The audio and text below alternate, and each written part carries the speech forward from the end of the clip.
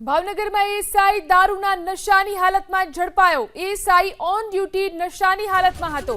ASI Prithvirajsinh સામે પ્રોહિબિશનનો ગુનો નોંધવામાં આવ્યો। પૃથ્વીરાજસિંહ બી ડિવિઝન પોલીસ સ્ટેશનમાં ફરજ બજાવે છે। તો એએસઆઈ દારૂના નશાની હાલતમાં ઝડપાયો, જેની સામે પ્રોહિબિશનનો ગુનો પણ નોંધવામાં આવ્યો છે। ભાવનગરમાં એએસઆઈ દારૂના નશાની હાલતમાં હતો। વધુ જાણકારી મેળવી અમારા સંવાદદાતા પાર્થ ફોન લાઈનથી જોડાયા છે। પાર્થ, એએસઆઈ જ્યારે દારૂના નશાની હાલતમાં ઝડપાયો, શું કાર્યવાહી?